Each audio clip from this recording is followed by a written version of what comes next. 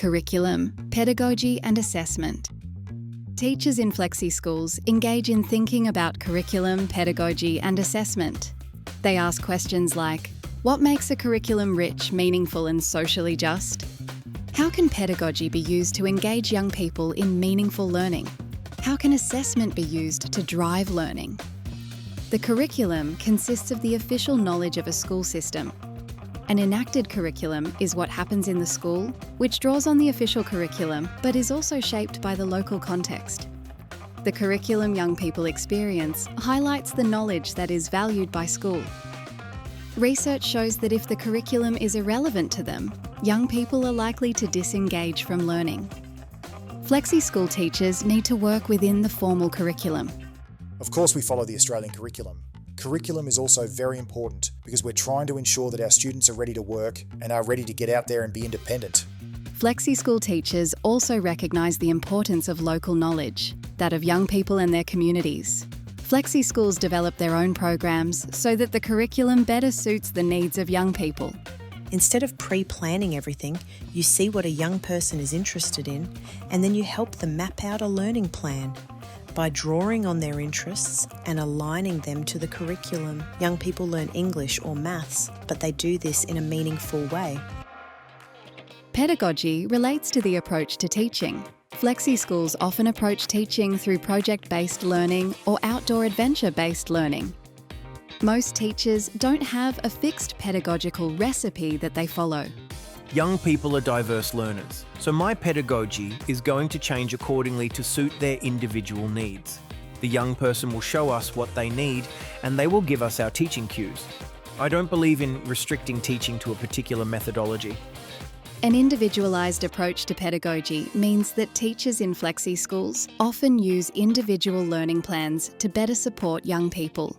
You need to look at a young person's interests, their skills, their goals for the future. Then you develop a few ideas from that and work with the young person to develop the learning plan.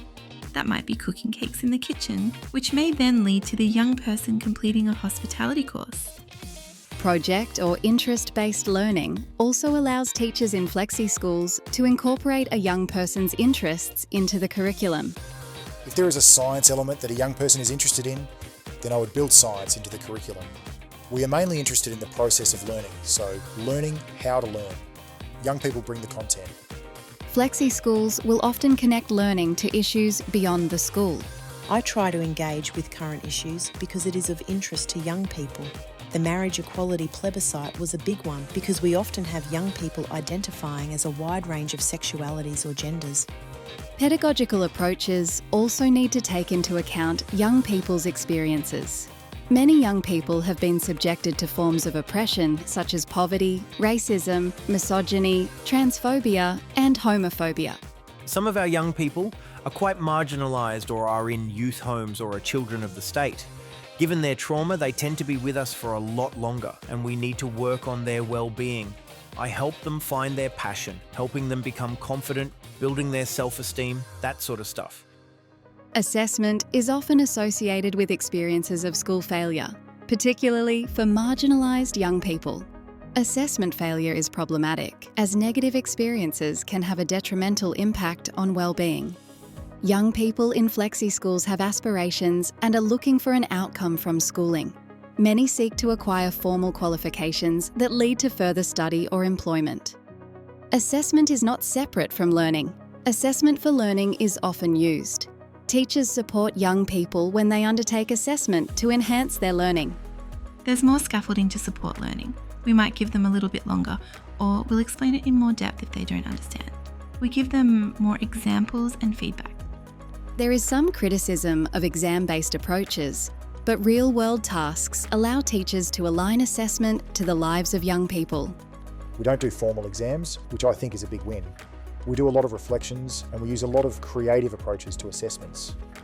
Teachers in flexi schools can approach assessment design in conversation with young people. Our assessments centre around the young people and their definitions of success. So a big part of the work is letting go of mainstream or system-focused concepts of what is good and explore with young people what their goals are, where they'd like to get to, and celebrate with them when they reach it. It's about asking how they'd like to be supported. This video was produced as part of an Australian Research Council Linkage project, supporting teachers and teaching in flexible and non-traditional schools.